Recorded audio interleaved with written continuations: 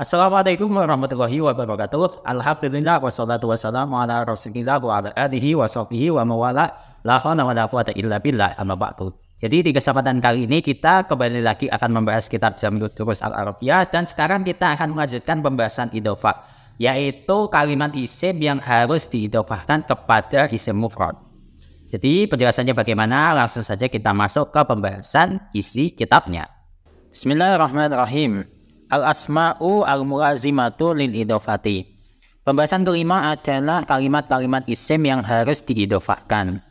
Minal asma'i ma tamtani'u idhofatuhu kaddomairi wa asma'il isyarati wa asma'il mausulati wa asma'il syarti wa asma'il istifhami illa ayyan fahiyya tudhofu.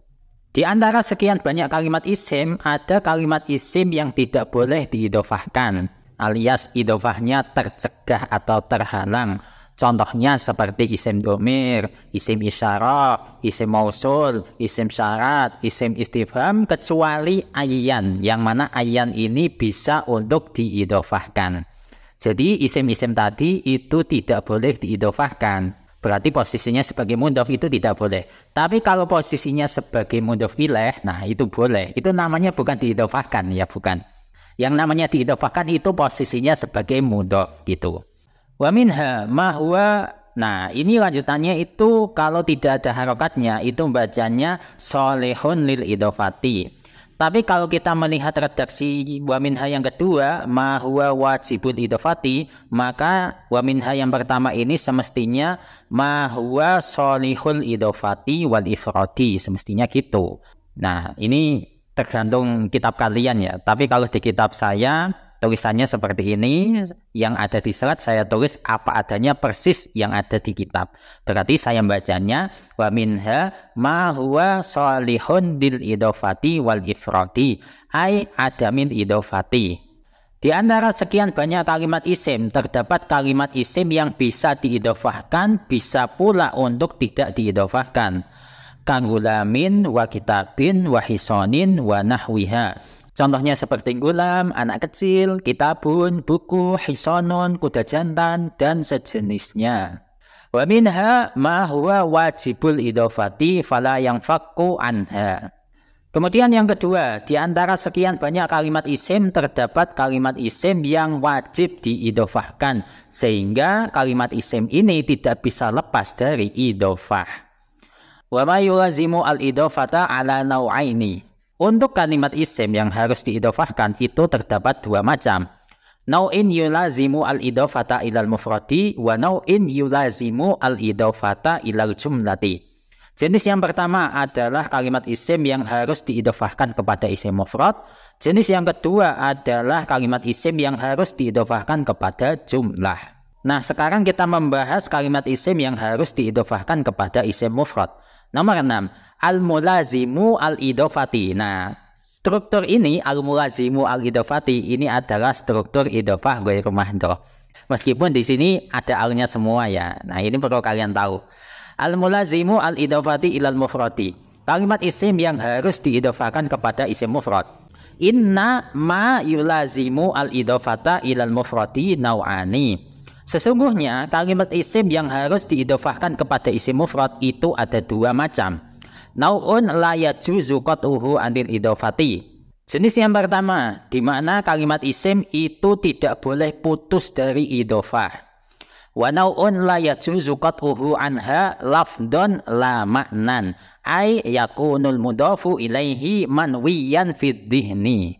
Jenis yang kedua, di mana kalimat isim tidak boleh putus dari idhofah secara lafadz, tapi tidak secara makna. Jadi secara lafadz dia itu harus idhofah, tapi secara makna itu tidak demikian, alias boleh untuk putus gitu. Jadi maksudnya di sini adalah ayakunul mudhofu ilaihi manwiyan fid dhihni. Maksudnya adalah mudhof ilaihnya itu bisa manwiyan, diniatkan. Bahasanya seperti itu ya, diniatkan atau tersiratkan fid dhihni di dalam pemikiran. Fama yulazimu al-idhofata ilal mufradi ghairu maqtu'in anha huwa, itu saya terjemah dulu. Adapun untuk kalimat isim yang harus diidhofahkan kepada isim mufrad tanpa terputus alias tidak boleh putus untuk melaksanakan idhofah, yaitu lafaz-lafaz seperti inda. Ini langsung ya saya baca. Untuk artinya masing-masing lafaz ini nggak akan saya artikan secara ngomong, tapi saya tulis di dalam video pakai teks gitu ya. Jadi inda, lada, ladun, baina, wastun. Yang mana wastun ini menunjukkan dorof ya. Beda kalau wasat tidak menunjukkan dorof. Di sini wastun dengan wawunya dibaca fathah, kemudian sinnya dibaca sukun. Itu yang harus diidhofahkan. Tapi kalau penulisan wasat, jadi wawu serta sinnya itu diharokati fathah, boleh untuk tidak diidhofahkan gitu. Kemudian wasyibhun, sibeh, kemudian kobun, kemudian kila, kilta, siwa, du, datun, dawa, dawata, dawu, dawati, ulu, aulatu, kemudian kusoro, subhana, ma'adun, sairun, wahda, labbaik, sa'daik, wahananaik, wadawalaik. Yang mana dawalaik ini adalah selain dorof ya. Gitu. Kemudian selanjutnya wa amma ma yulazimu al-idhofata ilal mufrati taratan lafdon wa taratan ma'nan fahuwa itu.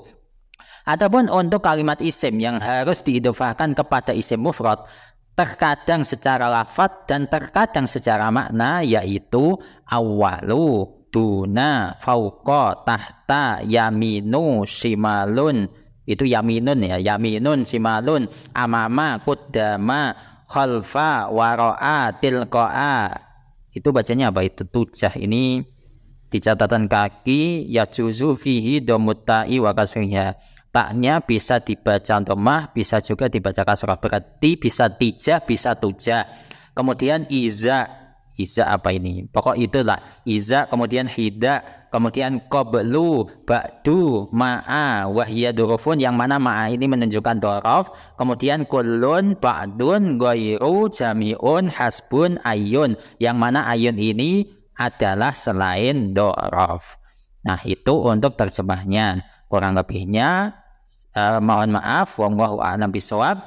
Dan untuk pembahasan selanjutnya yaitu hukum-hukum kalimat isim yang harus diidhofahkan kepada isim mufrad, insyaallah akan kita lanjutkan di kesempatan selanjutnya. Wassalamualaikum warahmatullahi wabarakatuh.